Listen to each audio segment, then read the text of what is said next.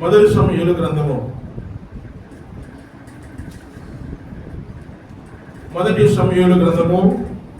30వ అధ్యాయము మొదటి నుండి కొన్ని మాటలు చదువుదాం. మొదటి సమూయేలు గ్రంథము 30వ అధ్యాయము మొదటి నుండి కొన్ని మాటలు. దావీదును అతని జనులను 3వ దినమందు సిక్లగునకు వచ్చిరి. అంతలో అమాలేకీయులు దండెత్తి దక్షిణ దేశం మీదను సిక్లగు మీదను పడి కొట్టి దానిని తగులబెట్టి కనులనేమి అలుపులనేమి అందులోనున్న ఆడువారందరినీ చెరపట్టుకొని చంపక వారిని తీసుకొని వెళ్ళిపోయి ఉండిరి. దేవునికి స్తోత్రం, హల్లెలూయా. సో ఈ వాక్యం చాలా సుదీర్ఘమైనటువంటి వాక్యం.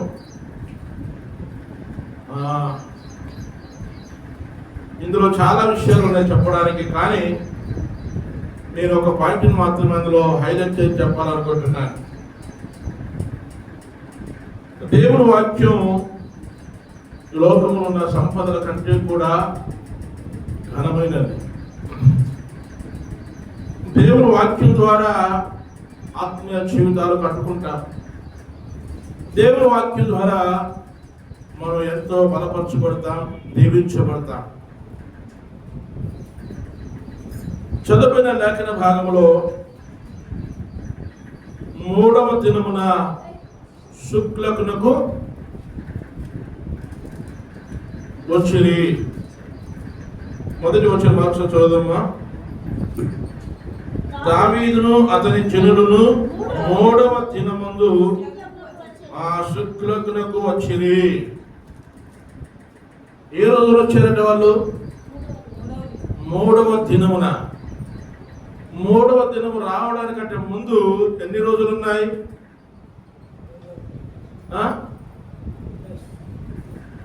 2 దినాలు ఉన్నాయి. ఈ 2 దినాలు ఏం చేశారు? 3వ దినమున శుక్లకునకు ఎందుకు వచ్చారు? ఈ శుక్లకునకు వచ్చేసరికి అంతా అయిపోయింది. శుక్లకు అంటే ఆ ప్రాంతానికి, లేదంటే ఆ మాటకు అర్థం ఏంటంటే కలవరం, కన్నీరు, చితికిపోవడం, అంతా అయిపోయింది అని అర్థం. ఏమి లేదు, ఏమీ లేని ఆ ప్రాంతమునకు శుక్లమునకు దావీదు 3వ రోజున వచ్చాడంట. ఈ 3వ రోజు అనేది చాలా ప్రాముఖ్యమైనది మనకు కూడా కదా. ఏం చూసినా 3వ చూస్తాం కదా.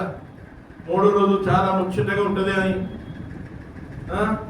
ముచ్చటగా 3వ రోజు అని, ఆ 3 అనేటువంటి ఆ మాటను, లేదంటే 3 అనేటువంటి ఆ సంఖ్యను చాలా చక్కగా మనం అన్నింటికీ ముడిపెట్టుకుంటాం. ముడిపెట్టుకొని దానికి ఎక్కువ ప్రాధాన్యతను, ఎక్కువ ప్రయారిటీని ఇస్తాం. మానవుల జీవితం కూడా 3 నాళ్ళ ముచ్చట అంటాం కదా. మానవ జీవితం ఏమంట? 3 నాళ్ళ ముచ్చట. 3 నాళ్ళ ముచ్చట అంటే అర్థమైంది, ఒకరోజు పుట్టే రోజు, ఒకరోజు సచ్చే రోజు, మిగతా మధ్యలో ఉన్న రోజు ఆ జీవిత బండిని గడిపే రోజు. అంతే. ఈ ఎన్ని సంవత్సరాలు బతుకుతావు అన్ని రోజులు, అన్ని సంవత్సరాలు కలిపి ఒకరోజు. పుట్టింది ఒకరోజు, చనిపోయేది ఒకరోజు. ఈ 3 కలిపి అరే మనిషి జీవితం 3 నాళ్ళ ముచ్చట్రా అంటారు. కానీ బైబిల్లో ఈ 3 అనేటువంటి సంఖ్యకు, లేదంటే 3 అనేటువంటి మాటకి చాలా ప్రాముఖ్యత ఉంది. సో ఆ విషయాలన్నీ కూడా నేను జ్ఞాపకం చేయడానికి ఇష్టపడట్లేదు, కానీ ఒక మాట నేను బైబిల్ గ్రంథంలో వచ్చి జ్ఞాపకం చేస్తాను. చూడండి, లూకాసు వార్త 19వ అధ్యాయం. లూకాసు వార్త 19వ అధ్యాయము 9వ వచనం చదవండి ఒకసారి. అందుకు యేసు ఇతడును అబ్రహాము కుమారుడే. ఎందుకనగా నేడు మొదటి దినం, నేడు ఇంటికి రక్షణ వచ్చిన దినం. క్రైస్తవ జీవితంలో ఆ 3 రోజులు ఏంటి అంటే, ఒకటి రక్షణ దినం, ఒకటి రక్షించబడినటువంటి దినం, రక్షణ పొందినటువంటి దినాలు. అది ప్రాముఖ్యమైన దినాలు. పుట్టిన దినం అంటే ఇందాక చెప్పుకున్నాం, 3 4 వచ్చేటంటే ఒకటి పుట్టినరోజు, ఒకటి చచ్చిన రోజు, మిగతా రోజు మధ్యలో ఉన్న రోజు బ్రతుకు బండిని ఇడిచిన రోజు, బ్రతికినన్ని రోజులు. ఇక్కడ క్రైస్తవ జీవితంలో మనం రక్షణ పొందుకున్న దినం. రెండో దినం ఏంటో చూద్దాం బైబిల్లో. అది కూడా దేవుడు జ్ఞాపకం చేస్తున్నట్టుగా లూకాసు వార్త 19వ అధ్యాయము 12వ వచనం చదవండి.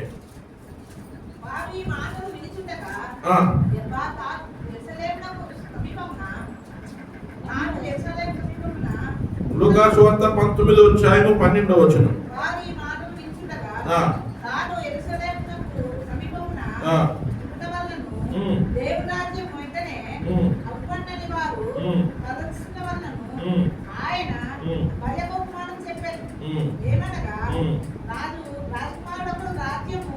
సంపాదించుకొని మళ్ళా కావాలని దూరదేశమునకు ప్రయాణమై తన దాసులు 14 వచ్చిన 15 వచ్చిన అయితే అతని పట్టణస్థులు అతన్ని ద్వేషించి ఇతడు మమ్మను ఏలుట మాకిష్టము లేదు అని అతని వెనక రాయభారము పంపిరి. అతడు రాజ్యమును సంపాదించుకొని తిరిగి వచ్చినప్పుడు ప్రతి వాడును వ్యాపారము వలన ఏమేమి సంపాదించునో తెలుసుకొనుటకై తాను సొమ్మిచ్చిన దాసులను. ఓకే, రెండో దినం ఏంటంటే లెక్క అప్పగించే దినం. ఒకటి రక్షించబడిన దినం, 2 లెక్క అప్పగించిన దినం.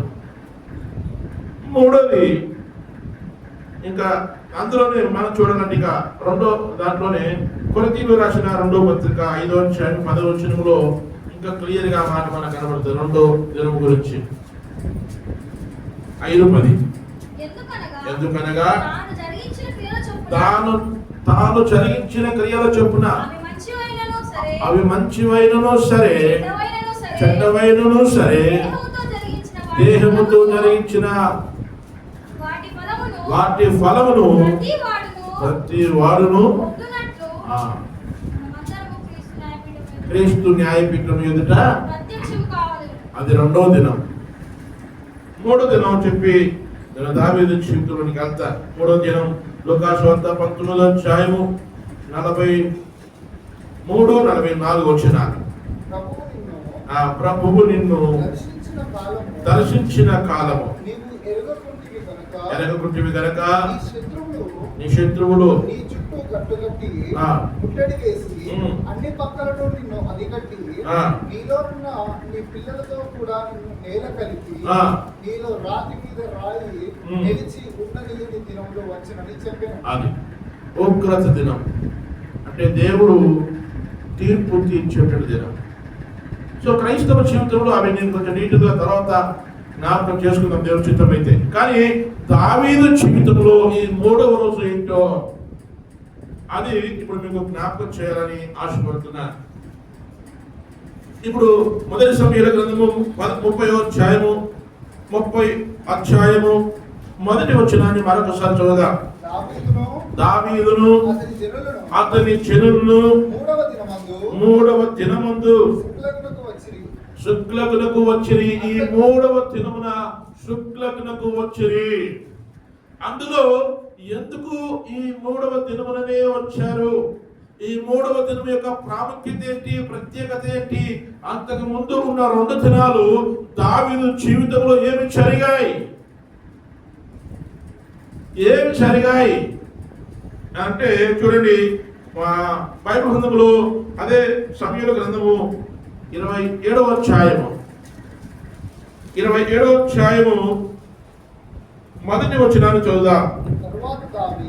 తర్వాత దావీదు నేను ఇక్కడ నిలుచుట మంచిది కాదు, ఏదో ఒక దినమున నేను సౌలు చేత నాశనమగుదును, నేను ఫిలిష్తీయుల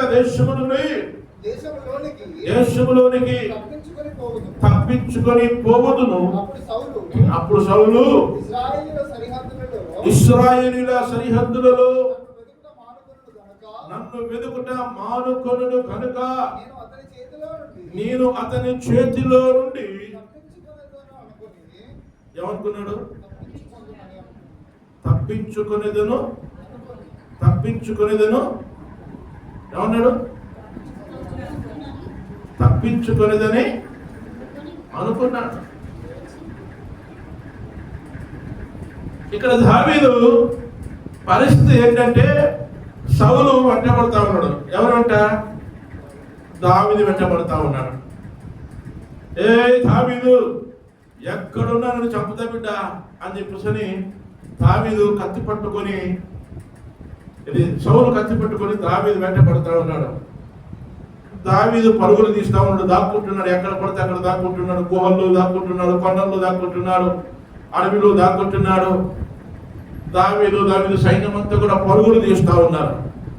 పరుగులు తీస్తూ తీస్తూ తీస్తూ ఆలోచన చేస్తున్నాడు. ఏం ఆలోచన చేశాడంటే, ఇక అయిపోయింది, నా బ్రతుకు ఇక శూన్యం, ఇక ఎప్పుడున్నా సౌలు నన్ను చంపేస్తాడు, కనుక నేను ఈ దేశంలో నుంచి, ఈ యూదా దేశంలో నుంచి, ఈ ఇశ్రాయేలు దేశంలో, ఇశ్రాయేలు ప్రజల్లో నుంచి నేను తప్పించుకుంటే బాగుంటది అని అనుకున్నాడు.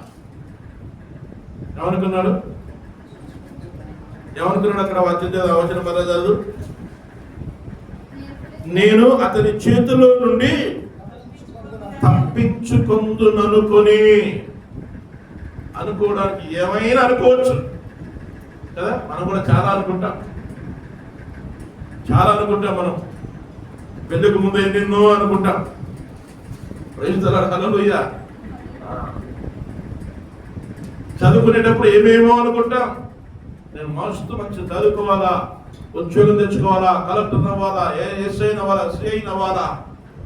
నేను చదువుకునేటప్పుడు మంచిగా అనుకున్నాను, అయితే పోలీసులు అవ్వాలనుకున్నాను. పోలీసులు కాకపోతే కనీసం లాయర్ అన్న కావాలనుకున్నాను. అనుకున్నది ఒకటి, ఇది ఒకటి కదా. లోకంలో సామెత ఉంది కదా, పాట కూడా పాడతారు. అనుకున్నది ఒకటి, అయినది ఒకటి, ఇంకా ఇంకేమన్నా తెలియదు. బొంత కొట్టిందిలో గురుములు పిట్టా.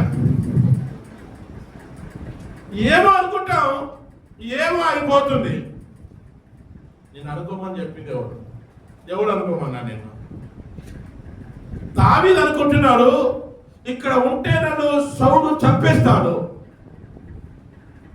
కనుక నేను ఇక్కడ నుంచి తప్పించుకొని ఎక్కడికి పోదాం అనుకుంటున్నాడు? ఫిలిష్తీయుల దగ్గరికి వెళ్ళిపోతాను అనుకుంటున్నాడు. యూదా ప్రాంతాన్ని వదులుకొని, యూదా మనుషులను వదులుకొని ఇక్కడ ఉంటే సౌలు నన్ను చంపేస్తాడు, కనుక ఇక్కడ నుంచి నేను ఫిలిష్తీయుల దగ్గరికి వెళ్ళిపోతాను, ఫిలిష్తీయులతో వెళ్ళిపోతాను అని అనుకొని తన జీవితాలు నాశనం చేసుకుంటున్న వాళ్ళు చాలా మంది ఉన్నారు. మనం కూడా చాలాసార్లు అలాగే అనుకుంటాం. మన జీవితాలు కూడా చాలాసార్లు అలాగే అనుకొని మన జీవితాలను నాశనం చేసుకున్నటువంటి వాళ్ళం. ఏమో అనుకుంటాం, ఏదేదో చేయాలనుకుంటున్నాం, కానీ మన జీవితంలో నష్టపోయేది మనమే. మొదటి దినం ఏం జరిగింది అంటే, ఆయన జీవితంలో తీర్మానం చేసుకోవడం. ఇది మొదటి దినంలో ఆయన తీర్మానం చేసుకుంటున్నాడు, ఇక్కడ ఉంటే నేను బ్రతకను, ఇక్కడ ఉంటే నేను చచ్చిపోతాను, ఇక్కడ ఉంటే సౌలు నన్ను ఎట్టి పరిస్థితుల్లో వదిలిపెట్టాడు, కనుక నేను ఇక్కడ నుంచి ఫిలిష్తీయుల దగ్గరికి వెళ్ళిపోతాను, గాజాలో నేను ఫిలిష్తీయుల దగ్గరికి వెళ్ళిపోతాను, ఆ ప్రాంతానికి వెళితే నేను సురక్షితంగా ఉంటాను, అని ఆ ప్రాణం దక్కించుకుంటాను అని అనుకుంటున్నాడు. అనుకోవడమే చాలా పెద్ద పొరపాటు. నువ్వు ఏం పడితే అది అనుకోవద్దు. చాలాసార్లు ఎందుకు అలమన్నాను అట్లా అనిపించింది మాట్లాడినా, అలా అనుకున్నా, కానీ అలా జరగలే. ఏమో ఊహించుకొని ఇలా అనుకున్నా, అలా అనుకున్నా, ఇట్లా అనుకున్నా. దావీదు కూడా అలాగే అనుకున్నాడు. ఇక్కడ నుంచే నేను ఫిలిష్తీయుల దేశమునికి వెళితే నా ప్రాణాన్ని కాపాడుకుంటా అనుకున్నాడు. చూడండి 2 రాజుల గ్రంథములో 2 రాజుల గ్రంథము 5వ అధ్యాయము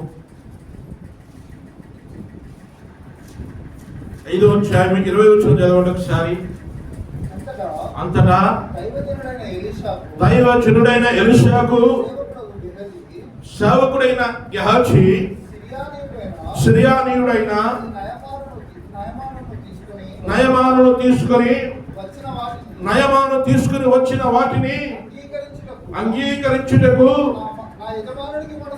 చూడండి అక్కడ అన్నాడు, ఈ నయమాను కుష్ఠరోగంతో వచ్చాడు, కుష్ఠరోగం పోయింది, పోతే ఆయన వెండి బంగారాన్ని కానుకగా తీసుకుని వచ్చాడు మా దైవజనుల దగ్గరికి. ఎలీషా దగ్గరికి చాలా వస్తువులు బంగారాన్ని పట్టుకొని వచ్చాడు. ఈ బంగారాన్ని గిఫ్ట్ గా ఇవ్వడానికి పోతే ఎలీషా దైవజనుడు వద్దు, నాకు వద్దు అన్నాడు. ఆయనకు మనసు లేదు తీసుకోవడానికి. అయితే ఆయనకు మనసు లేదు, కానీ ఆయన దగ్గర ఉన్న సేవకుడు ఉన్నాడే, ఎవరైనా గెహాజీ, ఆయనకు మనసు ఉంది.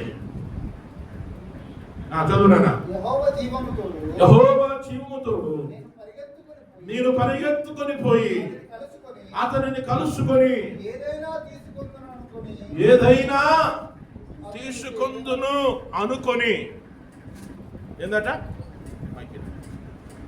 ఏమనుకున్నాడు గెహాజీ? అనుకున్నాడు.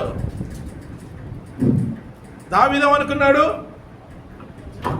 తప్పించుకుందాం, నా ప్రాణాన్ని రక్షించుకుందాం అనుకున్నాడు.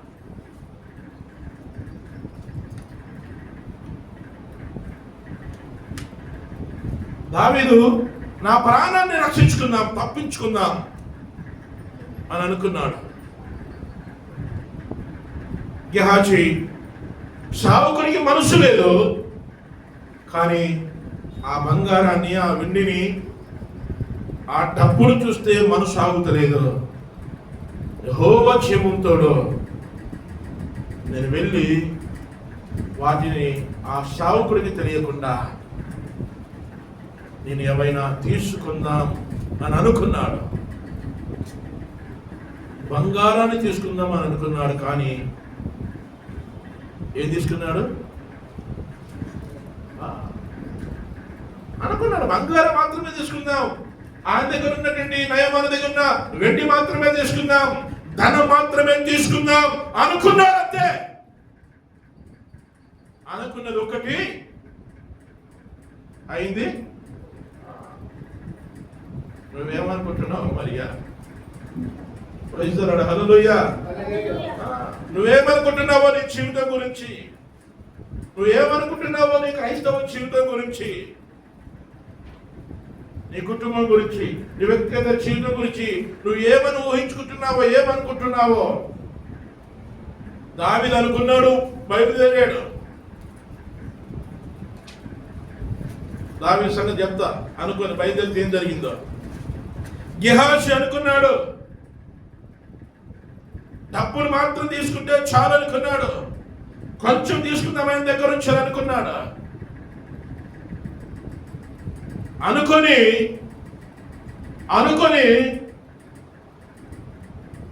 ఏం తెచ్చుకున్నాడు? కుష్ఠ రోగాన్ని తెచ్చుకున్నాడు. చూడండి బైబిల్లో, అందుకే బైబిల్ వాక్యం చెబుతుంది. సామెతల గ్రంథము 3వ అధ్యాయము, సామెతల గ్రంథము 3వ అధ్యాయము 5వ వచనం చదువుదాం. 3వ అధ్యాయము 5వ వచనం. మీ స్వబుద్ధిని నీ స్వబుద్ధిని ఆధారము చేసుకొనక మీ పూర్ణ హృదయముతో యెహోవా యందు నమ్మిక ఉంచుము. ప్రవర్తన అంతటి యందు ఏ ప్రవర్తన యందు? నీ ప్రవర్తన అంతటి యందు. ఆయన అధికారములకు ఒప్పుకొనుము. కొంచెం కూడా కాదు నీది ఉండేది. నీ ప్రవర్తన, నీ క్యారెక్టర్ అంతటిలో ఆయన అధికారములకు ఒప్పుకొనుము. అప్పుడు ఆయన నీ త్రోవలను సరళము చేయును. నీ ప్రవర్తన అంతటి యందు ఆయన అధికారములకు ఒప్పుకుంటే నువ్వు అలా అనుకొని చాలా మంది ఉన్నారు మనకు కదా. గేమ్స్ ఆడతారు డబ్బులు పెట్టి. ఏమనుకొని ఆడతారు వాళ్ళు? గేమ్ ఆడి డబ్బులు బాగా సంపాదిద్దాం అని అనుకుంటారు. అనుకున్నది ఒకటి, అయింది ఒకటి.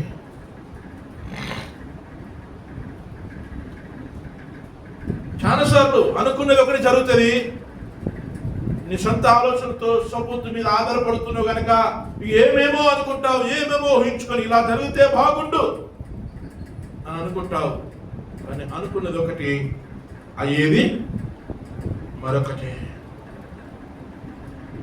కనుక ప్రేమైన దేవుని పిల్లలారా, యాకోబు రాసిన పత్రికలు ఒక మాట అంటాడు. యాకోబు రాసిన పత్రిక 4వ అధ్యాయము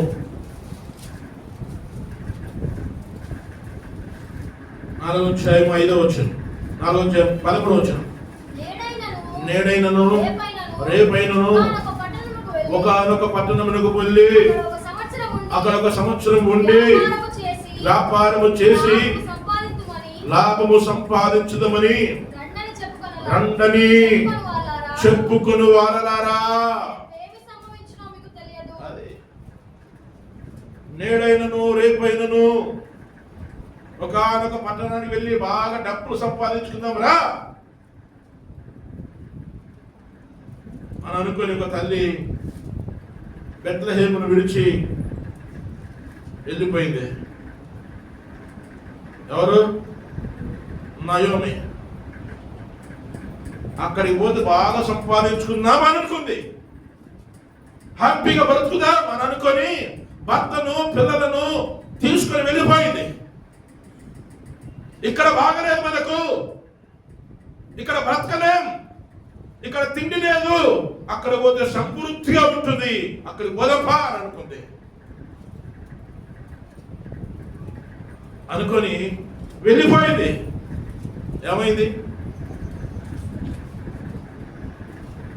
భర్తను పోగొట్టుకుంది, ఇద్దరు పిల్లలను పోగొట్టుకుంది. అనుకొని పోయింది, ఇక్కడ బాగలేదు, పోదాం, అక్కడైతే బాగా బతుకుదాం అనుకుంది. ఇంకెందుకు? అవ్వ అనుకుంది. సాతాను వచ్చి ఏం సూపర్ నువ్వు తెలుసా, చాలా బ్యూటిఫుల్ ఉన్నావు, నీకేం తక్కువ, ప్రపంచంలో ఏదైనా ఉన్నదంటే అందంలో అందానికి మించిన దాని నువ్వు, నిన్ను పోలి ప్రపంచం నీకు ఎవరు లేరు, ఏది లేదు. కానీ ఒక్కటి తక్కువైంది నీకు. ఆ ఒక్కటి కనుక నీకుంటే నువ్వు దేవుడు అయిపోతుంది, ఆయన దేవుడు అయిపోతాడు, నువ్వు దేవత అయిపోతావు తెలుసా అని అనుకుంటే ఆమె అనుకుంది. అప్పుడు ఆహా, ఆ ఒక్కటి నాకెందుకు తక్కువ కావాలి, ఆ పండు తింటే నేను దేవతనైపోతాను, మా ఆయన దేవుడు అయిపోతాడు అనుకొని ఏం చేసింది? ఆమె చెప్పిన మాటలు విని, ఆ సాతాను చెప్పిన మాటలు విని అనుకొని, నిజమే అనుకొని, మన జీవితాలు కూడా చాలా సార్లు చూడండి, ఎవరో చెప్పింది ఆ మాట నిజమే అనుకొని ఎంత రచ్చగా దిగుతామో అనుకుంటాం, అంతే ఊహించుకుంటాం, నిజమే కావచ్చు, నిజమే అనుకొని, వాళ్ళు చెప్పిన మాటలు నిజమే అనుకొని అలా చేస్తే మంచుకుంటాం అనుకొని, అనుకోవడం ద్వారా ఎంత ప్రమాదం జరుగుతుందో చూడండి. ఎవడనుకోమన్నాడు? నిన్న అలా అనుకుంటూ పోతే చాలా ఉన్నాయి. బైబిల్లో చాలా చెప్పగలను. దాదాపు 50 మంది గురించి 50 విషయాలు చెప్పగలను నేను. ఇట్లా లోతు అనుకున్నాడు సొదొమ గొమొర్రా పోతే హ్యాపీగా ఉంటానని కదా, పచ్చగా కనబడతా ఉంది. నా ఒంటెలకు, నా గొర్రెలకు, నా మేకలకు, మందలకి, నా పనులకి మంచిగా నీళ్లు సమృద్ధిగా దొరుకుతాయి, పచ్చిక గల ప్రదేశంగా కనబడుతుంది, మీ అక్కడికి పోతే బాగుపడతాను అనుకున్నాడు. ఎవరు? లోతు. అనుకుని అబ్రహామును విడిచి సొదొమ గొమొర్రాకి వెళ్ళాడు. ఏమైంది?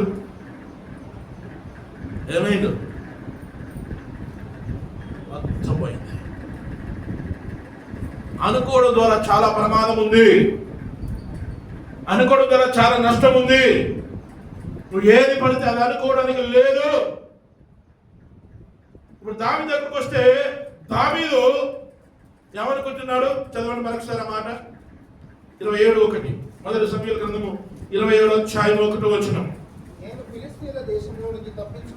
నేను ఫిలిష్తీయుల దేశంలోనికి తప్పించుకొని పోవుదును. అప్పుడు సౌలు మానుకొనును గనుక అతని చేతిలో నుండి తప్పించుకొందుననుకొని అక్కడి నుంచే బయలుదేరి ఆకీషు అనేటువంటి వ్యక్తి దగ్గరికి వెళ్ళాడు. అయ్యా, నేను యూదా దేశంలో నుంచి వచ్చాను. ఆయనే కాదు, ఆయనతో పాటు కొంతమంది వెళ్ళిపోయారు. ఫిలిష్తీయులతో చేతులు కలిపాడు. అయ్యా, నేను ఇక్కడ ఉంటాను. ఆకీషు దగ్గరికి వెళ్ళి ఇక్కడ ఉంటాను అంటే ఆకీషు చెప్పాడు, అయ్యా ఇక్కడ ఉంటే నేను ఇక్కడ నీ ఇంట్లో ఉంటే నీ ఇంట్లో కొంచెం ఇబ్బందిగా ఉంటుంది కదా ఇంతమందిని, కనుక నాకేదైనా ఒక ప్రాంతం చూపి పలానా కాడ ఉండిపో అని చెప్పేసి అంటే అక్కడ పోయి నేను ఉంటా అని అంటే అప్పుడు చెప్పాడు ఈ ఆకీషు, మా ప్రాంతంలో సిక్లగ్ అనేటువంటి ప్రాంతం ఉంది, అక్కడికి వెళ్ళి ఆ ప్రాంతంలో ఉండు అని దావీదుకు చెప్పాడు. దావీదుకు చెప్తే దావీదు వెళ్ళి ఆ సిక్లగ్ అనేటువంటి ప్రాంతంలో అక్కడ ఉన్నాడు. చూడండి ఒకసారి 27వ అధ్యాయము 27వ అధ్యాయము 7వ వచనం చదవండి ఒకసారి. దావీదు ఫిలిష్తీయుల దేశములో కాపురం ఉన్న కాలమంతా ఎన్ని నెలలంట? 1 సంవత్సరం 4 నెలలు అంటే 16 నెలలు ఆ ప్రాంతంలో ఉన్నాడు. అది మొదటి దినము దావీదు జీవితంలో తీర్మానం చేసుకొని చాలా రాంగ్ స్టెప్ వేశాడు. మొదటి దినమే ఆయన తీర్మానం చేసుకోవాలి. ఆయన జీవితంలో ఒక నిర్ణయం తీసుకోవాల్సింది చాలా తప్పుడు నిర్ణయం తీసుకున్నాడు. ఇక్కడ ఉంటే నేను చంపేస్తాడు నన్ను సౌలు. ఒక మాట చూడండి, నిజంగా ఇక్కడ ఉంటే దేవుడు కాపాడలేడా? ఇక్కడ ఉంటే దావీదును దేవుడు కాపాడలేడా? సౌలు కట్లో పడకుండా, సౌలు చంపకుండా దేవుడు కాపాడలేడా? కాపాడగలడు. దేవుడు ఎన్నిసార్లు దావీదును కాపాడాడు.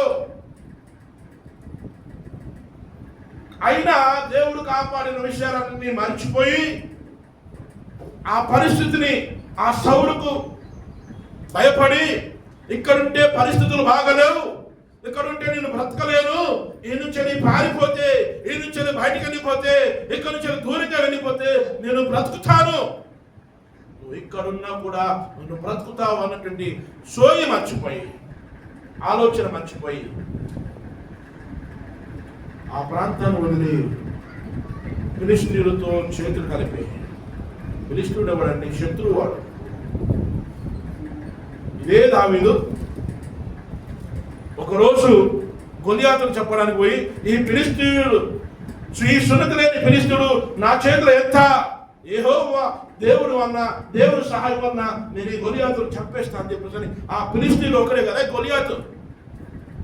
ఈ గొలియాతును చంపినటువంటి ఈ దావీదు మళ్ళీ ఈయనకు సమస్య రాగానే తిరిగి వెళ్ళి ఎవరి చేతులు కలుస్తున్నాడు? శత్రువుల చేతుల్లో దాక్కోవడానికి వెళ్ళిపోతున్నాడు. క్రైస్తవ జీవితంలో కూడా అలాంటి తప్పుడు నిర్ణయాలు తీసుకునే సందర్భాలు చాలా ఉంటాయి మన జీవితాల్లో. ఇక్కడుంటే నేను బ్రతకలేను, ఈ పరిస్థితులకు నేను తల వంచలేను, ఈ పరిస్థితుల్లో నేను తట్టుకోలేను, ఇక్కడి నుంచి నేను పారిపోతే క్షేమంగా ఉంటాను. ఎందుకు? సౌలు వెంటబడతా ఉన్నాడు. ఇక్కడి నుంచి నేను పారిపోవాలని తప్పుడు నిర్ణయం తీసుకొని వెళ్ళిపోవడానికి ఇష్టపడ్డాడు. అది మొదటి దినం. తప్పుడు నిర్ణయం తీసుకున్నాడు మొదటి దినం. చూడండి, రెండో దినం ఏం జరిగిందో ఆయన జీవితంలో. అదే సమయంలో గ్రంథము 28వ అధ్యాయం చదవండి ఒకసారి. 28వ అధ్యాయము మొదటి వచనం చదవండి. ఆ దినములలో ఫిలిష్తీయులు ఇశ్రాయేలీయులతో యుద్ధము చేయవలనని సైన్యములను సమకూర్చి యుద్ధమునకు సిద్ధపడగా. చాలా. ఇప్పుడు ఎవరెవరికి యుద్ధము? ఇశ్రాయేలీయులకి, ఫిలిష్తీయులకి. రెండోది పోరాడే దినం. ఇది రెండో దినం పోరాడే దినం. మొదటి దినమేమో తీర్మానం చేసుకోవాల్సిన దినములో దావీదు తప్పుడు తీర్మానం చేసుకున్నాడు. రెండో దినం ఇప్పుడు ఫిలిష్తీయులకి, ఇటు ఇశ్రాయేలీయులకి యుద్ధం జరుగుతూ ఉంది.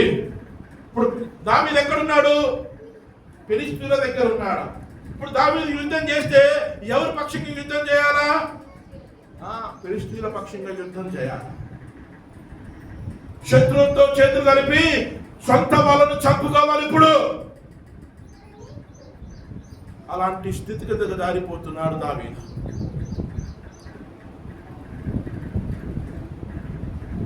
దావీదు వెళ్ళి ఫిలిష్తీయుల ఇంట్లో ఉన్నాడు, ఫిలిష్తీయులతో ఉన్నాడు. ఇప్పుడు ఫిలిష్తీయులతో ఉండి ఫిలిష్తీయులకు వ్యతిరేకంగా యుద్ధం చేయలేడు. ఫిలిష్తీయులకే సపోర్ట్ చేయాలా? ఇప్పుడు పోరాడాల్సి వస్తే, కొట్లాడాల్సి వస్తే, చంపాల్సి వస్తే ఎవరిని చంపాలా? ఇశ్రాయేలీయులను, తన వంశం వారిని, సున్నతి కలిగినటువంటి వారిని చంపడానికి సిద్ధపడాలి దావీదు. ప్రేమైన దేవుని పిల్లలారా, అది రెండో దినం. భయంకరమైన దినం అది. దావీదు జీవితంలో చాలా ప్రయత్నాలు చేస్తున్నారు. దావీదుతో చెప్తున్న, దావీదు యుద్ధానికి సిద్ధపడు, మనం ఇశ్రాయేలుతో యుద్ధం చేయబోతున్నాం. కానీ దేవుడు ప్రేమ కలిగిన దేవుడు, దేవుడు జాలి కలిగిన దేవుడు. తప్పుడు నిర్ణయం తీసుకున్నా దావీదును దేవుడు వదిలిపెట్టలేదు. యుద్ధం చేసిన సందర్భం వచ్చినా దావీదు సరే తప్పదు కదా, నేను ఇశ్రాయేలుల పక్షంగా కాకుండా ఫిలిష్తీయుల పక్షంగా పోరాడాలి అని చెప్పేసి దావీదు చాలా సిద్ధపడుతున్నాడు యుద్ధానికి, తన సొంత ప్రజలను చంపడానికి. నమ్మకమైన బంటుగా పెరిగాడు, నమ్మకమైన బంటుగా పెరిగాడు. మన జీవితంలో కూడా చాలాసార్లు చూడండి, మనం చాలా సందర్భాల్లో సంఘానికి, దేవునికి నమ్మకంగా ఉండవు, కానీ అన్ని జనులకు నమ్మకంగా కనబడతా ఉంటాం. ఫిలిష్తీయుల దగ్గర చాలా నమ్మకంగా ఉన్నాడు దావీదు. నమ్మకంగా ఉండి వారి మన్ననను పొందుతున్నాడు, నమ్మకంగా ఉండి వారి ఆశ్రయం పొందుతున్నాడు. దేవుడి విషయంలో నమ్మకంగా ఉండడానికి చేత కాలేదు, సంఘ విషయంలో నమ్మకంగా ఉండడానికి చేత కాలేదు. కానీ ఆ సున్నతి లేని ఫిలిష్తీయుల పక్షంగా చేరి, అన్యుల పక్షంగా చేరి, అన్యుల ఆచారాలు కలిగి వాళ్ళకు నమ్మకంగా కనబడుతున్నాడు, లోకానికి నమ్మకంగా కనబడుతున్నాడు, అన్యులకు నమ్మకంగా కనబడుతున్నాడు. కానీ దేవుడు వాక్యానికి విరుద్ధంగా జీవిస్తున్నాడు. మన జీవితాల్లో తీర్మానాలు చేసుకుంటాం, ఏమని అనుకుంటాం. ఇవన్నిటికి కారణం ఏంటంటే అనుకోవడం. నడపోతే బాగా డబ్బులు సంపాదిస్తూ అనుకుంటాం, ఇటు పోతే మంచి జీవితాన్ని కలిగి ఉంటా అనుకుంటాం, అటు పోతే మంచి ఉద్యోగం చేసుకుంటా అనుకుంటాం. జీవితాన్ని సర్వనాశనం చేసుకుంటాను.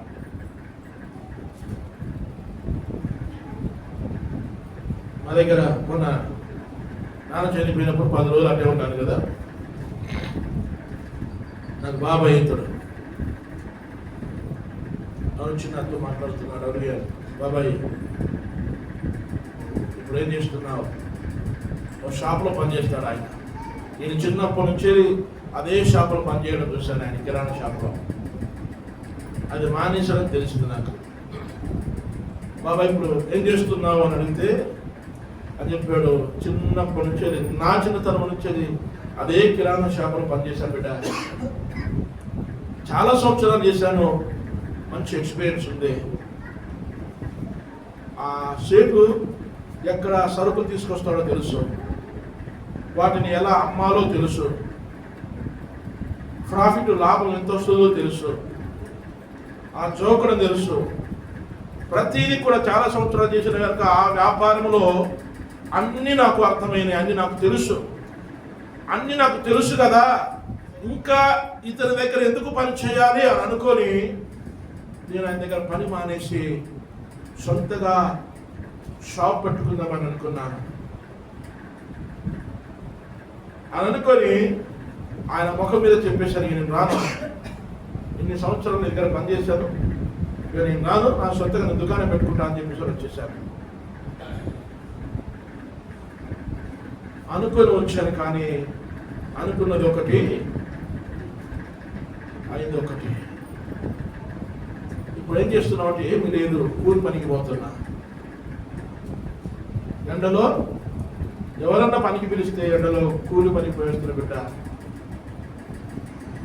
ఎందుకు మరి మానేసావు అని అనుకుంటే, అంటే నేను ఒకటి అనుకున్నాను, అనుకుని బయటకు వచ్చాను, కానీ అనుకున్నది ఒకటి, నా జీవితంలో జరిగింది మరొకటి. ఏమేమో అనుకుంటాం మన జీవితంలో. దావీదు ఏమో అనుకున్నాడు, దేవుడి దగ్గర విచారణ చేయాల్సినట్టు దావీదు దేవుడి దగ్గర ప్రార్థన చేసుకొని ప్రార్థన పూర్వకంగా దేవుడి చిత్త ప్రకారంగా రావాల్సినట్టు దావీదు. ఏ దావీదు, నిన్ను కాపాడలేదా? సౌలు నిన్ను చంపడానికి వస్తే సౌలు చెంగులు కోసుకొని వచ్చిన సందర్భాలు నీకున్నాయి. గుహలు దాక్కుంటే సౌలు యొక్క బట్టను కోసుకొని వచ్చావు సౌలును చంపకుండా. సౌలుని పక్కకు వచ్చినా నువ్వు కనబడకుండా కాపాడింది నేనే కదా. అంతగా కాపాడినటువంటి నేను ఈరోజు కాపాడను అనుకొని పారిపోయి శత్రువుతో చేతులు కలుపుతున్నావే, అన్యజనులతో చేతులు కలుపుతున్నావే. ఏం చేసావు నీ తీర్మానం? ఏమనుకుని పోయావు? తప్పుడు నిర్ణయం తీసుకున్నాడు. రెండో రోజు అన్యజనులతో చేతులు కలపడానికి ఇష్టపడ్డాడు. చూడండి, మొదటి సమూయేలు గ్రంథము 29వ అధ్యాయము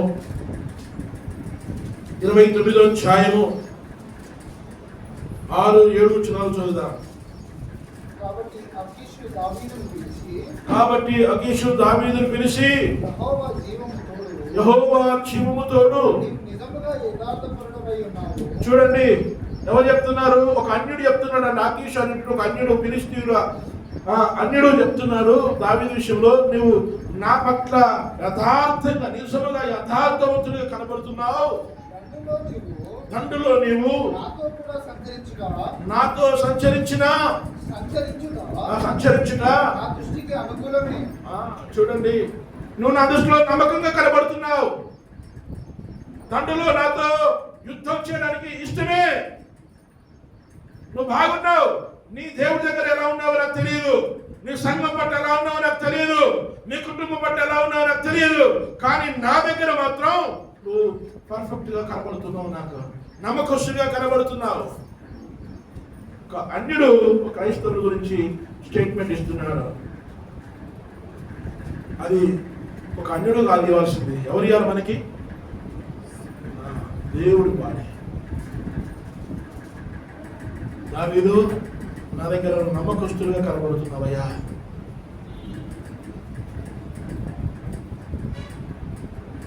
నీ విషయంలో నేను చాలా నమ్మాను, నమ్మకస్తుడిగా కనబడుతున్నావు అని దేవుడు ఇవ్వాలి. కానీ దేవుడి దగ్గర నమ్మకస్తుడిగా లేడు దావీదు. ఇశ్రాయేలు దగ్గర నమ్మకస్తుడిగా లేడు దావీదు. సంఘం పట్ల నమ్మకస్తుడిగా లేడు దావీదు. వాక్యానుసారిగా నమ్మకస్తుడిగా లేడు దావీదు. కానీ దావీదు పక్షిగా ఒక అన్యుడు స్టేట్మెంట్ ఇస్తున్నాడు.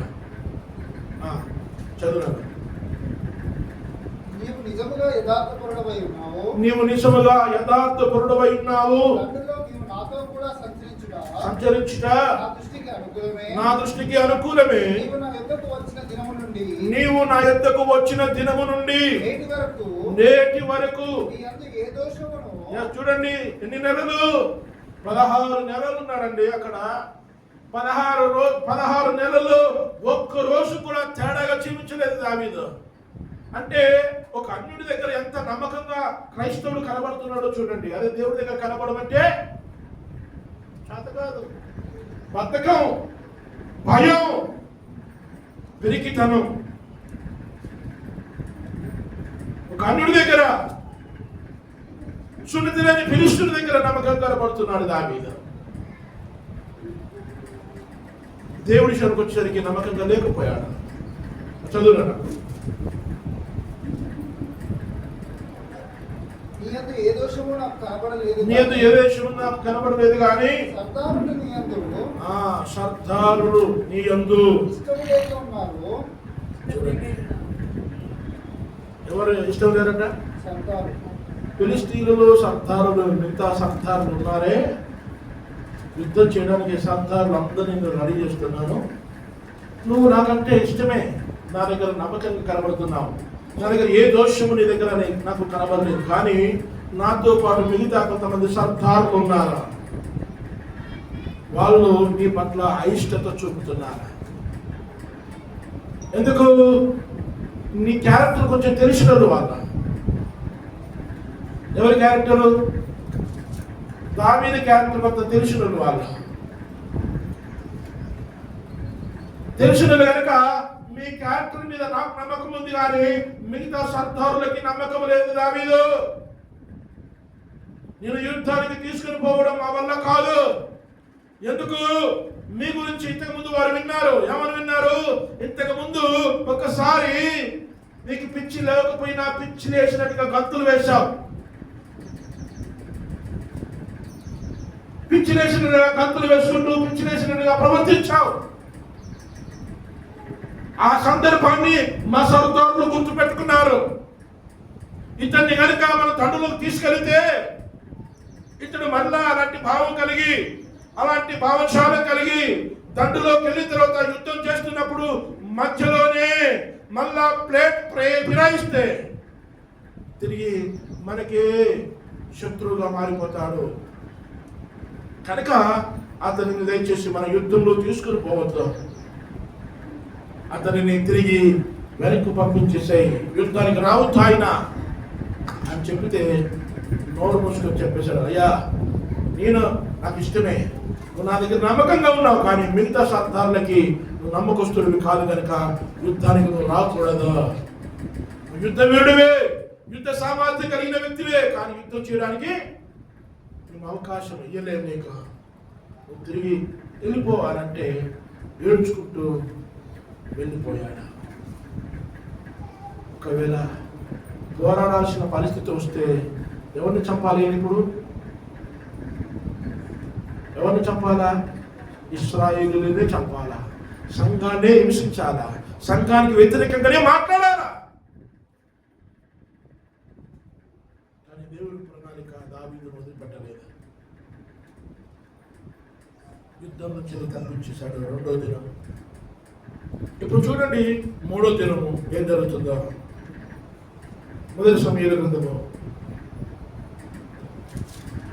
30వ అధ్యాయము మొదటి వచ్చిన తర్వాత ఇప్పుడు దావీదును అతని జనులను మూడవ దినమందు సిక్లగునకు వచ్చిరి. అంతలో అమాలేకీయులు దండెత్తి దక్షిణ దేశము మీదను దక్షిణ ప్రదేశం మీదను సిక్లకు మీదను పడి కొట్టి దానిని తగులబెట్టి కనులేమి అల్పులేమి అందులో ఉన్న ఆడువారందరినీ చెరపట్టుకుని అది ప్రేమినా దేవుని పిల్లలారా ఆ శుక్లక అనే ప్రాంతంలోకి వచ్చిన తర్వాత వీడికి వచ్చేసరికి దావీదు ఆ యుద్ధం దగ్గర నుంచి వెళ్ళి మళ్ళా సిగ్నకు వచ్చేసరికి ఆల్రెడీ అప్పటికే అమాలేకీయులు వచ్చి ఆ సిగ్నక మీద పడి ఏం చేశారంటే వారు మొత్తం దోచుకొని మొత్తం కాలబెట్టారు. చదవండి మరొక మాట. అంతలో అమాలేకీయులు దండెత్తి దక్షిణపు దేశం మీదను సిక్లకు దేశం మీదను పడి కొట్టి దానిని ఏం చేశారంట? ఆ సిక్లకును తగ్గులో పెట్టారంట. పోయిండు యుద్ధం చేయడానికి. యుద్ధం మధ్యలో నుంచి మళ్ళీ తిరిగి వచ్చాడు. సిక్లకులో ఉందాం అనుకుని వస్తున్నారు కదా, సరే ఇంటికి వెళ్దామని ఇంటికి వచ్చాడు. ఇంటికి వచ్చేసరికి ఏమైనది? మొత్తం ఖాళీ బూడిదైపోయింది. ఉన్నదంతా దోచుకొని పోయింది. ఏమీ లేదు, ఏమీ లేదు. అనుకున్నది ఒకటి, అయింది మరొకటి. సిక్లకులో ఎందుకు వచ్చాడు? ప్రాణాలు కాపాడుతున్నాం, అక్కడికి పోతే క్షేమంగా బ్రతుకుదాం, అక్కడ పోతే సురక్షితంగా ఉందాం అని అనుకొని వచ్చాడు. కానీ ఇప్పుడు ఏమైపోయింది? అమాలేకీయులు వచ్చి ఆ దేశాన్ని దోచుకొని ఆ సిక్లకును మొత్తం కాల్ చేశారు. బూడిదైపోయింది. ఏడుపు తప్ప ఇంకేం మిగలలేదు. అక్కడ ఏడుపు తప్ప ఇంకేమీ మిగలలేదు. ఆ సిక్లకు అనగా ముందే చెప్పాను, సిక్లకు అనగా ఏడుపు, బూడిద, అవమానం, భయంకర నిరాశ. ఆ ప్రాంతంలో అవి ఎదుర్కొన్నాడు. ఏమో అనుకున్నాడు, అక్కడికి పోతే హ్యాపీగా ఉందాం అనుకున్నాడు, కానీ హ్యాపీగా ఉండే పరిస్థితులు అక్కడ లేవు. మూడవ దినమున సిక్లకునకు వచ్చేసరికి అక్కడ బూడిద ఉంది, ఏడుపు ఉంది, అంత దోచుకోబడింది, అంత విచారకరమైనటువంటి పరిస్థితులు ఉన్నాయి. మూడవ దినం చాలా భయంకరమైనటువంటి పరిస్థితిని ఎదుర్కొన్నాడు దావీదు. అట్లా చెప్పేసరి దావీదు అప్పుడు గుర్తు చేసుకొని దేవుడు వదిలిపెట్టలేదు దావీదును. దావీదు, నువ్వు ఒకసారి రక్షించబడ్డ తర్వాత నువ్వు తప్పుడు అడుగులు వేసిన నా దేవుడు ప్రేమ కలిగిన దేవుడు కనుక మనల్ని అసడే వదిలిపెట్టే దేవుడు కాదు. నువ్వు మొదటి రోజునే తప్పుడు తీర్మానం చేసుకున్నావు, ఏమో అనుకున్నావు, అనుకొని తప్పుడు నిర్ణయాలు తీసుకున్నావు. తప్పుడు నిర్ణయాలు తీసుకొని తప్పుడు త్రోవలు వెళ్ళి తప్పుడుగా పోరాడాలనే ప్రయత్నం చేశావు. తప్పుడుగా పోట్లాడాలనే ప్రయత్నం చేసినా దేవుడు అక్కడ కూడా నేను ఆపేశాడు. ఆపేసి ఏమో అనుకుని హ్యాపీగా బ్రతుకుదాం అనుకునే తీసుకొని అక్కడికి వచ్చేసరికి ఆ సిక్లకు మొత్తం కాలిపోయింది. అంటే జీవితంలో ఆశలు అన్నీ పోయినాయి. అప్పుడు దావీదు చూడండి, దావీదు విషయంలో ఒక మాట నేను చదివి నేను ముగించే ప్రయత్నం చేస్తాను. ఒకసారి 6వ వచనం చదవండి. 6వ వచనం చదవండి. దావీదు మిక్కిలి దుఃఖపడెను మరియు తమ తమ కుమారులను కుమార్తెలను జనులందరికీ ప్రాణము ఏమైందంట? వాళ్ళది విసిగిపోయింది. పరిస్థితులు అన్ని చూశాడు. అక్కడ పోతే సౌలు చంపుతా అన్నాడు, వీడికి వస్తే ఏదో హ్యాపీగా బ్రతుకుగా పట్టుకుంటే ఇక్కడ ఈ పరిస్థితి అయిపోయింది. ఈ పరిస్థితులు అన్ని చూసి ప్రాణం విసిగిపోయి చచ్చిపోదాం అని అనుకున్నటువంటి వాళ్ళు ఎంతమంది లేదండి. ఏదో అనుకుని వచ్చాను, కానీ ఏమో జరిగింది. ఇంత జరిగిన తర్వాత ఇలా బతికేందుకు, చచ్చిపోతే బెటర్. ఏమో అనుకున్నాను, ఏమో అనుకుని హ్యాపీగా బ్రతుకుదాం అనుకున్నాను, హ్యాపీగా ఉందాం అనుకున్నాను, సంతోషంగా ఉందాం అనుకున్నాను, కానీ వీడికి వచ్చిన తర్వాత ఇక్కడ కూడా నా జీవితం అంతా ఆగమైపోయింది. ఇక్కడ కూడా నన్ను అర్థం చేసుకునే వారు ఎవరు లేరు. అట్లాంటప్పుడు బ్రతికేందుకు దుఃఖంతో ఏడుపుతో చావు మీద విరక్తి చెంది చచ్చిపోతే బాగుండా. ఏమో అనుకుంటే ఏమో జరుగుతుంది నా జీవితంలో.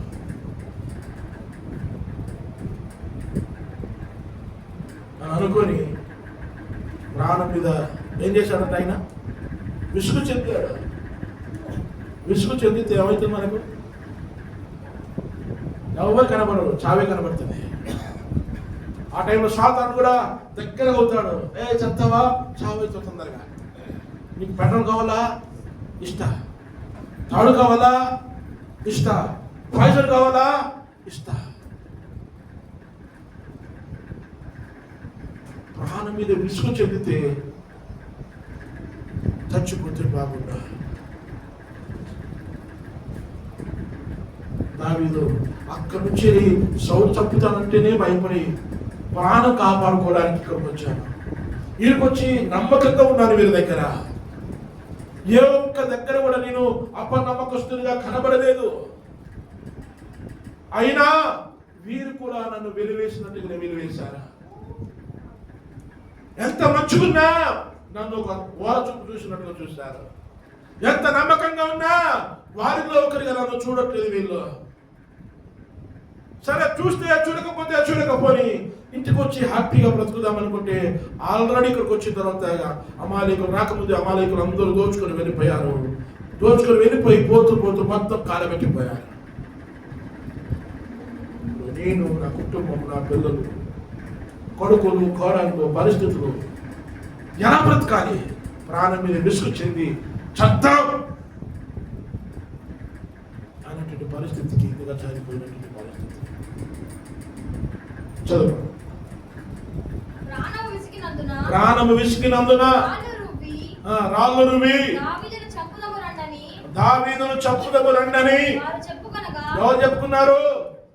సొంత ప్రజలే, కుమారులు కుమార్తెలు వారు వాళ్ళే. దావీదు, నిన్ను నమ్ముకుంటే మాకు ఇబ్బంది పట్టింది. ఆడ ఇశ్రాయేలు మధ్యలో ఉంటే సౌలు చంపుతారని భయపడి నీతో పాటు మమ్మల్ని తీసుకొచ్చావు. సరే, వస్తే వచ్చాం, ఇక్కడ హ్యాపీగా బ్రతుకుతాం అని అనుకుంటే ఇక్కడ కూడా హ్యాపీగా బ్రతకలేకుండా ఎంత నమ్మకస్తులుగా ఉన్నా ఇగో వారు పరాయి వాళ్ళని చూసినట్టుగా చూశారు. వాళ్ళకి ఏ ద్రోహం చేశాం? నమ్మకంగా ఉన్నాం కదా. ఎక్కడైనా పొరపాటు చేసామా? ఏం పొరపాటు చేయకపోయినా వాళ్ళు అలా పరాయి వాళ్ళని చూసినట్టు చూశారు. తిరిగి ఇంటికి వచ్చి ఇంటికన్నా బ్రతుకుదామనుకుంటే ఇంటి దగ్గర కూడా దోచుకుని పోయారు. మిగతా కాలి పెట్టారు. ఇక మాకు ప్రాణం విసిగిపోయింది, ఇక మేము భరించలేం అని చెప్పేసి అని రాళ్ళు తీసుకొని దావీదును కొట్టి చంపాలనుకున్నారు. సొంత ప్రజలే. ఆయన కూడా అనుకున్నాడు, చచ్చిపోతే బాగుంటుంది, చచ్చిపోతే బాగుంటుందేమో అనుకున్నా, బాగుంటామేమో అనుకున్నా ఉద్యోగం వస్తుంది అనుకున్నా లైఫ్ బాగుంటుంది అనుకున్నా పెళ్లి చేసుకుంటే బాగుంటుంది అనుకున్నా.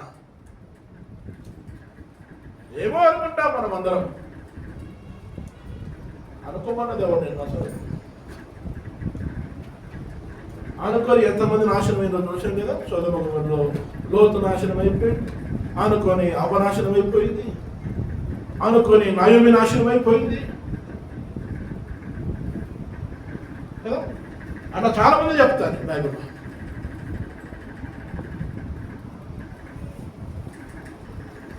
ఎవరనుకోమన్నా? నేను అట్లా అనుకోలేదు, నేను ఇట్లా అనుకున్నా. దావీదు గంట అనుకోని కదా ఈ స్థితికి వచ్చింది. ఆ స్థితి నుంచి బయటపడాలంటే, ఆ స్థితి నుంచి బయటపడాలంటే చదవండి 6వ వచనం కిందికి. ప్రాణము విసిగినందున రాళ్ళు రువి దావీదును చంపుదము రండని వారు చెప్పుకొనగా దావీదు ఇప్పుడు వచ్చిందండి బుద్ధి. నా దేవుడైన యెహోవాను బట్టి. ఎవరిని బట్టి ధైర్యం తెచ్చుకున్నాడు? ఆ స్థితిలో నుంచి నువ్వు బయటపడాలి అని అంటే దేవుని వాక్యాన్ని బట్టి నువ్వు ధైర్యం తెచ్చుకోవాలి. దేవుని బట్టి ధైర్యం తెచ్చుకోవాలి. దేవుని వాక్యం ఉంది నిన్ను ఆదరించడానికి, దేవుని వాక్యం ఉంది నిన్ను బలపరచడానికి. ఎవరు వద్దన్నా దేవుడిని భుజం మీద చేసి నా కుమార్తె నేనున్నాను, నా కుమారుడు నేనున్నాను, భయపడకు, దిగులు చెందకు, ప్రాణం మీద విసుగు చెందకు. సౌలు చంపుతానంటే భయపడి వచ్చావే, నేనున్నానుగా, నేనున్నానుగా. ఎన్నిసార్లు నేను కాపాడలేదు. అంశాలు చంపుతానప్పుడు కాపాడలేదా? సౌలు చంపుతానప్పుడు కాపాడలేదా? ఎన్నిసార్లు నేను కాపాడలేదు.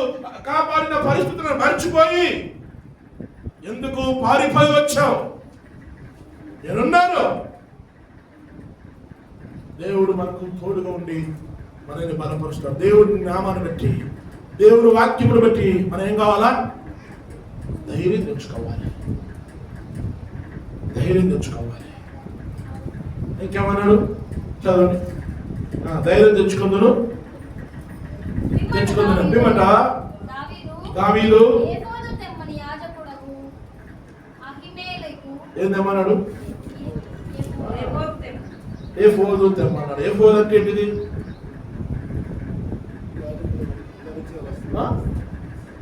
యాజకులు ధరించే వస్త్రం ఏఫోదు. మొదట దావీదు దేవుని బట్టి ధైర్యం తెచ్చుకున్నాడు. పరిస్థితులను చూడలేదు. ఇక పరిస్థితులను చూడలేదు. పరిస్థితులు చూస్తే కృంగిపోతాం, పరిస్థితులు చూస్తే బాధపడతాం, పరిస్థితులు చూస్తే ప్రాణం విసిగిపోతుంది. ఇక పరిస్థితులు చూడొద్దు, దేవుని చూడాలనుకున్నాడు. దేవుని చూశాడు. దేవుని బట్టి ధైర్యం తెచ్చుకున్నాడు. ధైర్యం తెచ్చుకొని ఇప్పుడు చెప్తున్నాడు, రే ఏఫోదు తీసుకుని రాకండి అన్నాడు. ఏఫోదు అంటే యాజకుడు వేసుకునే వస్త్రం. యాజకుడు ధరించేటువంటి వస్త్రం తీసుకుని రమ్మన్నాడు. ఎందుకు యాజకుడు వేసుకునే వస్త్రం తీసుకురమ్మన్నాడు? ఏఫోదుని తీసుకుని రా. ఏఫోదు తీసుకుని వస్తే ఏఫోదు నిలువుటంగి యాజకుడు ధరించేటువంటి వస్త్రము. ఈ రెండు భుజాల మీద ఇశ్రాయేలీల పేర్లు ఉంటాయి. ఇటొక 6, ఇటొక 6 పేర్లు. 6 పేర్లు ఇటుంటే ఆ ఏఫోదును ధరించుకున్నటువంటి ఆ యాజకుడు ఇశ్రాయేలీలను భరిస్తాడు. రొమ్మున మరొక పలక ఉంటుంది. చూడండి, నిర్గమకాండము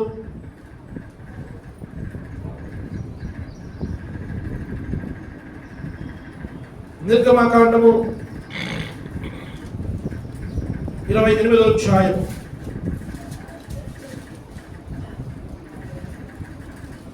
28వ అధ్యాయం నిర్గమకాండం 28వ అధ్యాయం 12వ వచనం చదువుదాం ఒకసారి.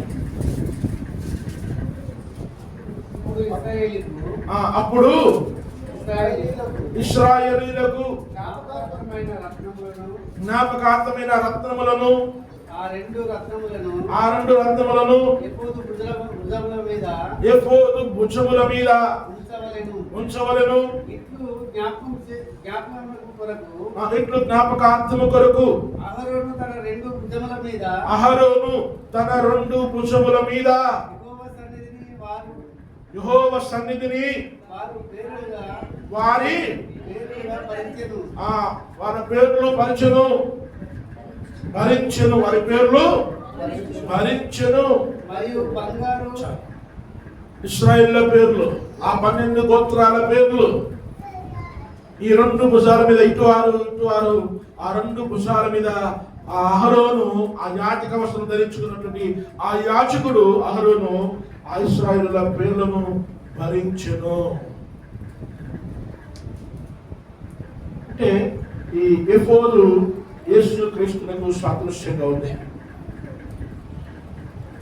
ఆ ఎఫోదును ధరించుకున్న యాజకుడు ఇశ్రాయేలుల పేర్లను, అంటే భౌతికమైన అవసరాలను భరించేటువంటి వాడ. యేసు క్రీస్తు ఒక మన యాజకుడిగా, నిజమైన యాజకుడిగా ఉండి ఆ ఎఫోదును ధరించుకున్న యాజకుడిగా ఉండి మనల్ని భరించేవాడు ఆయన. మన భౌతిక అవసరతలను భరించే దేవుడు ఆయన. చూడండి ఇంకొక మాట 29వ వచనం చదవండి. అందులోనే 29వ వచనం.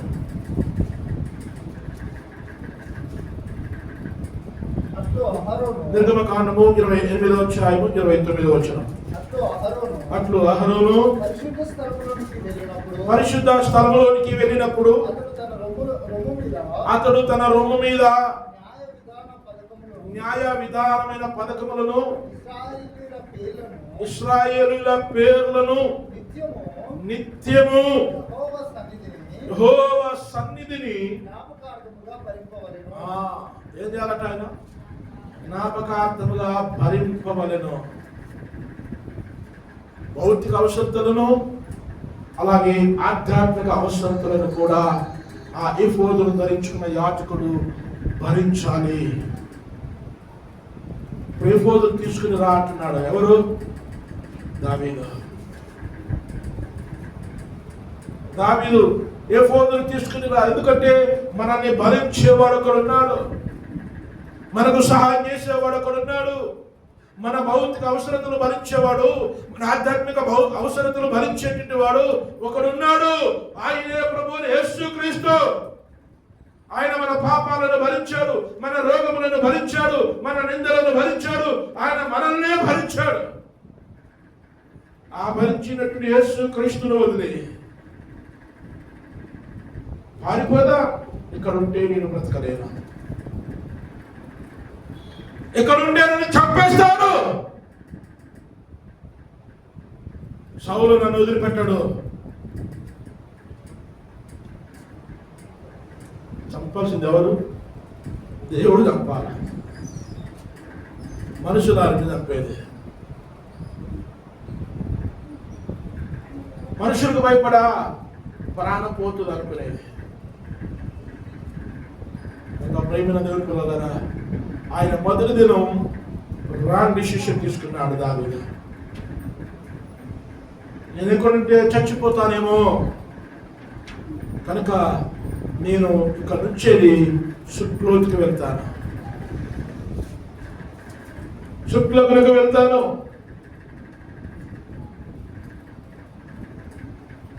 శుక్ల కన్నా సుక్కోతు అన్నా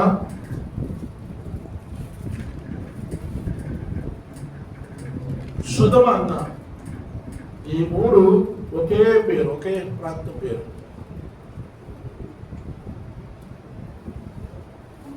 సుధమ వెళ్ళాడు లోతు, సమస్తము పోగొట్టుకున్నాడు. సుక్కోతుకు వెళ్ళాడు యాకోబు. సుక్కోతు అనే ప్రాంతానికి బేతేలుకు వెళ్ళమంటే బేతేలుకు వెళ్ళకుండా సుక్కోతుకు వెళ్ళాడు యాకోబు. సుక్కోతుకు వెళ్ళడం ద్వారా తన ఒక్కగానొక కుమార్తె దీన పాడైపోయింది, చెరిసేశారు అక్కడ. ఇక్కడ సుక్లోకులకు వెళ్ళాడు దావీదు, సర్వం నాశనం అయిపోయింది. శుక్ల కంటేనే నాశనం, శుక్ల కంటేనే భయంకరమైన ప్రాంతం. ఆ శుక్లకు నుంచి దేవుడు నిన్ను రమ్మంటున్నాడు. అక్కడికి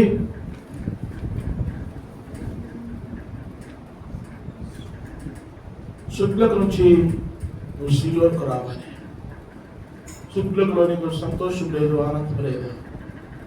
ఇప్పుడు ఉన్నది శుక్లకులో నీవు అనుకొని వెళ్ళిపోయావు, కానీ అనుకున్నది నీ జీవితానికి మంచిది కాదు. తిరిగి సియోనుకు రా, అక్కడ నేను ఆశీర్వదిస్తాను అంటున్నాడు. యెహోవా నామం బట్టి, దేవుణ్ణి బట్టి ధైర్యం తెచ్చుకొని ప్రభువును ధీటుగా దేవుని సన్నిధిలో ఉండడానికి ఇష్టపడ్డాను. ఇంకా ప్రేమ దేవుని పిల్లలారా, ఇదే చెప్పాను, శుక్ల కంటే ఒక మరణకరమైనటువంటి భయంకరమైనటువంటి వేదన. ఈ మూడవ దినాన దావీదు అక్కడికి ఎందుకు వెళ్ళాడు? ఏదో అనుకొని వెళ్ళాడు, కానీ అక్కడ ఏదో జరిగింది. తిరిగి దేవుడు దావీదు మరలా దర్శించాడు. తన పరిస్థితులను చూడలేదు. పరిస్థితులను చూస్తే ప్రాణం విసిగి చచ్చిపోవాల్సినటువంటి వాడు, కానీ పరిస్థితులను చూస్తే ముందుకు వెళ్ళలేరు అనుకుని పరిస్థితులను చూడకుండా దేవుని చూశాడు, ధైర్యం తెచ్చుకున్నాడు. ఆ తర్వాత ఆ ప్రాంతం నుంచి మెల్లగా ఇశ్రాయేలు దగ్గరికి వెళ్ళిపోయాడు. దేవుడు ఇశ్రాయేలులో దావీదును రాజుగా నిలబెట్టుకున్నాడు, రాజ్యాన్ని అప్పగించాడు. దేవుడు దావీదుకు ఉదయానుసారుడుగా జీవించాడు. ఇంకా ప్రేమైన దేవుని పిల్లలారా, దేవుడు ఈ మాటలు మన జీవితంలో మేలుకరంగా ఆశీర్వాదకరంగా జీవించినట్ల దేవుడు ఈ 3వ దినాన దావీదు జీవితంలో ఏం జరిగిందో మన జీవితంలో అలాగూ దేవుడు మన జీవితంలో జరిగించినట్లుగా దేవుడు మనకు సహాయం చేయనట్లుగా మొదటి రోజు చేసుకున్నటువంటి తీర్మానం తప్పుడు తీర్మానం చేసుకున్నాడు. 2వ రోజు పోరాడాల్సినటువంటి వాడు దేవుని పక్షంగా పోరాడతాడో లేదంటే సాతాను పక్షంగా పోరాడతాడో దావీదు అని అనుకున్నాం. ఒకవేళ నీ జీవితంలో నా జీవితంలో ఒకవేళ తప్పుడు నిర్ణయం తీసుకొని తప్పుడు అడుగు వేస్తే నువ్వు పోరాడాల్సింది దేవుడితోనా లేదంటే సైతాన్తోనా? ఎవరి పక్షంగా నువ్వు పోరాడతావు? సంఘం పక్షంగా పోరాడతావా లేదంటే సాతాను సమాజం పక్షంగా పోరాడతావా? చాలాసార్లు మనం ఏం చేస్తామంటే సంఘం పట్ల పోరాడాల్సినటువంటి వాళ్ళం సాతాను సమాజం పట్లనే పోరాడతాం. సాతాను సమాజం పట్లనే పోరాడతాం. ఇంకా మీదికి వెళ్ళి నీతి సూక్తులు చెప్తాం. పోనీలే, దేవుడు క్షమించమన్నాడు, దేవుడు ప్రేమించమన్నాడు. సంఘం పక్షంగా నిలబడి పోరాడాల్సినటువంటి వాళ్ళం సంఘానికి నష్టం జరుగుతున్నా దేవుడు భరించలేదా? మనం భరించుతాంలే.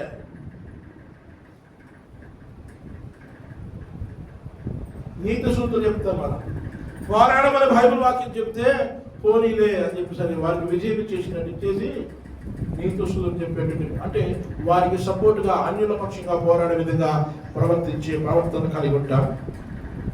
కానీ అదే 3వ రోజు నిజంగా దేవుడు మన జీవితానికి చాలా చక్కగా ఆశీర్వాదాన్ని సుఖులకు నుంచి లేదంటే దుఃఖం నుంచి బాధ నుంచి ఏడుపు నుంచి బూడిద నుంచి దేవుడు మనకు విడుదలను విమోచనను ఇవ్వడానికి ధైర్యంగా దేవుడి వాక్యాన్ని బట్టి ధైర్యపడాలి, దేవుని బట్టి ధైర్యపడాలి.